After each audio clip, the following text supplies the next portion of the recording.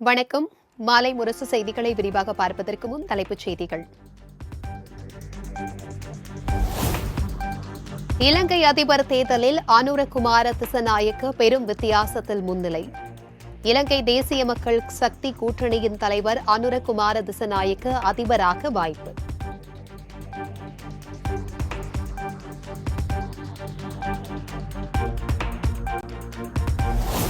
மூன்று நாள் அரசுமுறை பயணமாக அமெரிக்கா சென்றடைந்தார் பிரதமர் நரேந்திர மோடி.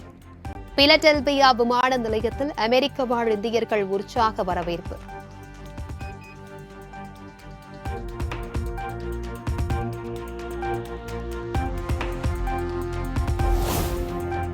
அமெரிக்கா சென்றடைந்த பிரதமர் மோடிக்கு வெள்ளை மாளிகையில் அதிபர் ஜோ பைடன் உற்சாக வரவேற்பு.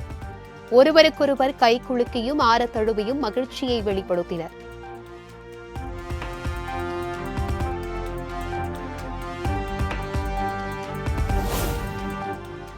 அமெரிக்க அதிபருடன் பல்வேறு முக்கிய விவகாரங்கள் குறித்து ஆலோசனை மேற்கொண்ட பிரதமர் மோடி. இந்தியாவுடனான அமெரிக்காவின் உறவு வலுவானதாக உள்ளதாக ஜோ பைடன் எக்ஸ் தளத்தில் பதிவு.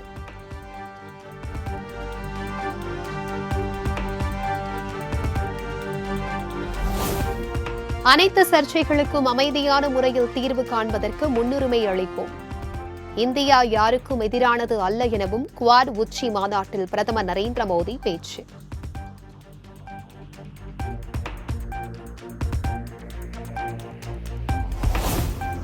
நியூயார்க்கில் உள்ள இந்திய வம்சாவளியினருடன் பிரதமர் நரேந்திர மோடி இன்று சந்திப்பு. முன்னணி நிறுவனங்களின் தலைமை நிர்வாக அதிகாரிகளுடனும் கலந்துரையாடுகிறார்.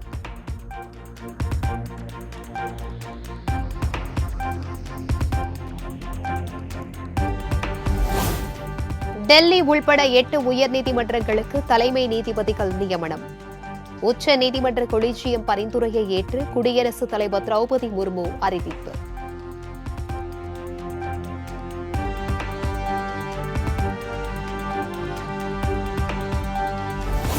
சென்னை உயர்நீதிமன்ற தலைமை நீதிபதியாக மும்பை உயர்நீதிமன்றத்தின் மூத்த நீதிபதி ஸ்ரீராம் ராஜேந்திரன் நியமனம். உச்ச நீதிமன்ற கொலிஜியம் பரிந்துரையை ஏற்று குடியரசுத் தலைவர் திரௌபதி முர்மு உத்தரவு.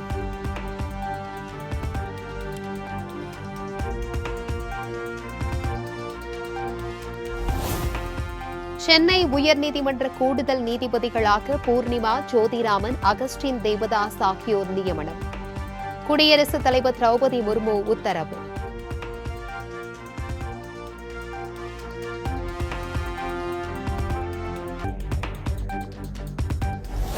அதிமுக பொதுக்குழு எடுத்த முடிவின்படி நீக்கப்பட்டவர்கள்தான். இணைப்பு என்ற பேச்சுக்கே இடமில்லை என பொதுச் செயலாளர் எடப்பாடி பழனிசாமி திட்டவட்டம். இனியாவது பத்திரிகை ஊடகம் இந்த செய்தியை வெளியிடாதீங்க. இணைப்பு என்ற பேச்சுக்கே இடமில்ல.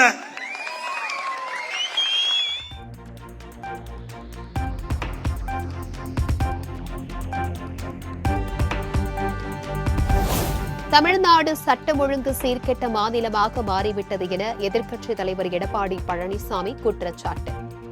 கஞ்சா புழக்கத்தை கட்டுப்படுத்த முடியாமல் தமிழ்நாடு அரசு திணறி வருவதாக விமர்சனம்.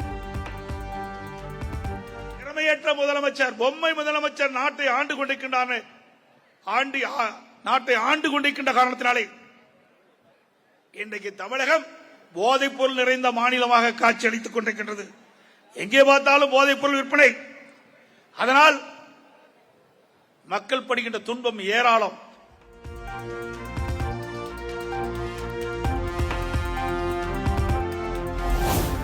தமிழ்நாட்டிற்குள் நுழைந்து நம்மை யாரும் பிரித்து விடாதவாறு திராவிட கொள்கைகளை கையில் ஏந்தி அரணாக இருந்து போராட வேண்டும். புதிய கல்விக் கொள்கையை தமிழ்நாட்டின் மீது திணிக்க கங்கணம் கட்டிக்கொண்டு மத்திய அரசு தெரிவதாகவும் எம்பி கனிமொழி சாடல். ஒன்றிய அரசாங்கம், பிஜேபி அரசாங்கம் புதிய கல்விக் கொள்கையை கொண்டு வராங்க. அதை தமிழ்நாட்டு மேல திணிக்கணும்னு கங்கணம் கட்டி கொண்டு செயல்படுகிறார்கள். ஆனால்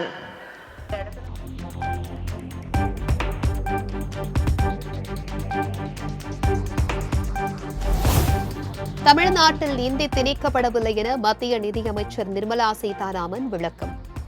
மாநில அரசு கொடுக்கும் 1000 ரூபாய் மட்டும் பெண்களுக்கு முன்னேற்றம் அடைய வைத்து விடுமா எனவும் கேள்வி. ஒரு விதமான ஒரு பிரச்சாரம் எடுத்துட்டு வருது. இல்லைங்க, அவங்க ஹிந்தி திணிக்கிறாங்க. யாரும் ஹிந்தியை திணிக்கல. நான் உங்களுக்கு இங்க நின்று கச்சிதமா சொல்றேன். இல்லைங்க ஹிந்தி திணிக்கிறீங்க அப்படின்னு சொன்னா என்ன கேளுங்க.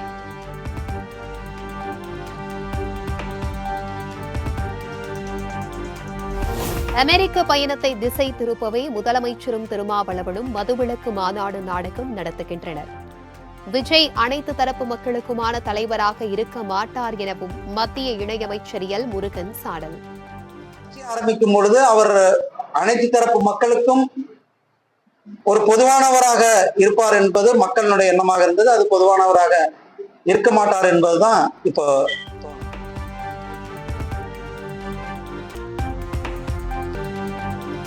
அரசு திட்டத்திற்காக கையகப்படுத்தப்பட்ட நிலத்தை தனிநபர் பெயருக்கு பட்டா மாற்றப்பட்டதாக எழுந்த புகார். சென்னை, கோவையில் 5 இடங்களில் லஞ்ச ஒழிப்புத்துறை நடத்திய சோதனையில் முக்கிய ஆவணங்கள் பறிமுதல்.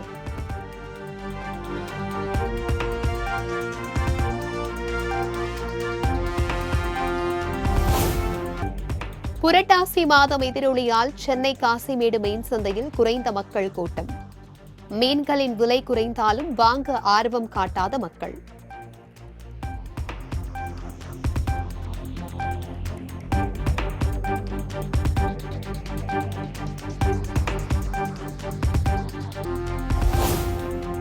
கடலூர் அருகே அரசு பள்ளியில் தேர்வு கட்டணம் கூடுதலாக வசூலித்த தலைமை ஆசிரியர். உரிய நடவடிக்கை எடுக்க கோரி பெற்றோர் மற்றும் மாணவர்கள் கோரிக்கை.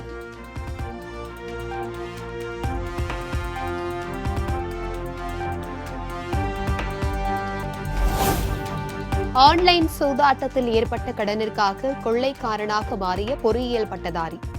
மயிலாடுதுறையில் மூதாட்டியிடம் செயின் பறிப்பில் ஈடுபட்டவரை தட்டி தூக்கிய போலீசார்.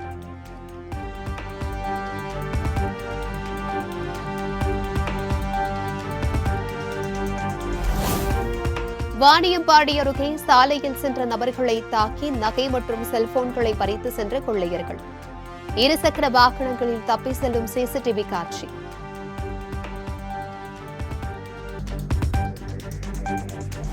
சிறைகளில் கைதிகளின் பாதுகாப்பை உறுதி செய்ய குழு அமைக்க கோரிய வழக்கு. 4 வாரங்களில் பதிலளிக்க தமிழ்நாடு அரசுக்கு சென்னை உயர்நீதிமன்றம் உத்தரவு.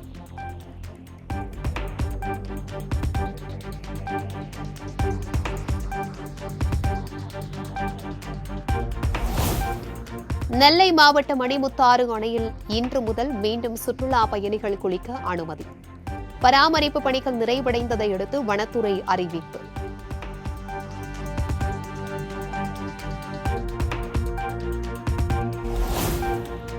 நெல்லையில் பேருந்தில் கிடந்த பணத்தை காவல் நிலையத்தில் ஒப்படைத்த மாணவன். சினிமா பாடல் பாடி பாராட்டிய பெருமாள்புரம் காவல் ஆய்வாளர். உள்ளம் எதிர்பாராமல் வெள்ளம் வரலாம், நேர்மை அது மாறாமல், தர்மம் அதை மீறாமல், நாளும் நடைபோடுங்கள் ஞானம் பெறலாம். சத்தியத்தை நீங்கள் காத்திருந்தால் சத்தியம் உங்களை காத்திருக்கும். நான் தந்த அன்பிற்கும் தாய் தந்த பண்பிற்கும் பூமாலை காத்திருக்கும்.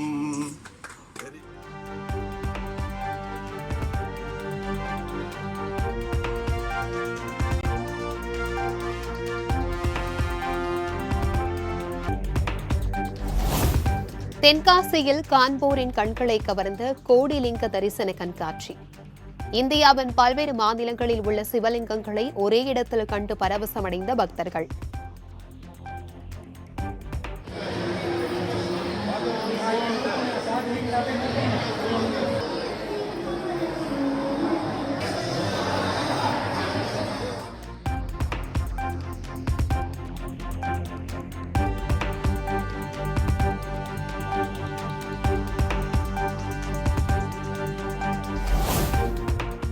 காரைக்கால் கடற்கரையில் காதல் ஜோடியை மிரட்டி பணம் பறித்த காவலர்.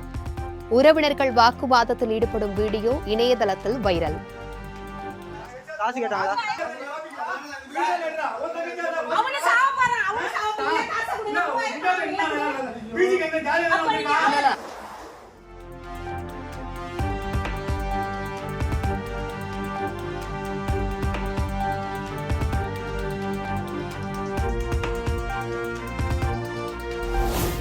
புதுச்சேரியில் நடைபெற்ற மிஸ் மிஸ்டர் மற்றும் மிஸ்ஸஸ் புதுச்சேரி ஃபேஷன் ஷோ. வண்ண ஆடைகள் அணிந்து ஒய்யாரமாக கேட்வாக் சென்று பார்வையாளர்களை கவர்ந்த மாணவ மாணவிகள் மற்றும் குடும்ப பெண்கள்.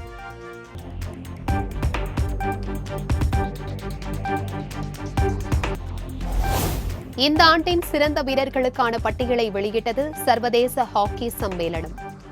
இந்திய அணியின் கேப்டன் ஹர்மன் பிரீத் சிங்கிற்கு பட்டியலில் இடம்.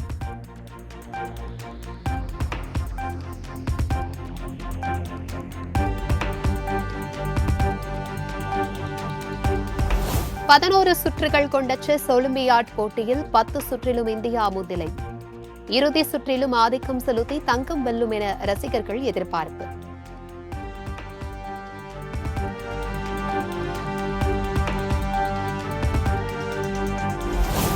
இங்கிலாந்து அணிக்கு எதிரான 2வது ஒருநாள் கிரிக்கெட் போட்டி. 68 ரன்கள் வித்தியாசத்தில் ஆஸ்திரேலியா அபார வெற்றி.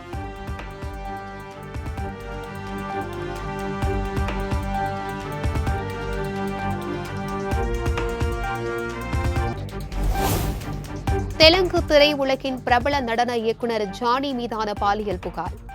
குற்றத்தை ஜானி ஒப்புக்கொண்டதாக போலீசார் தகவல்.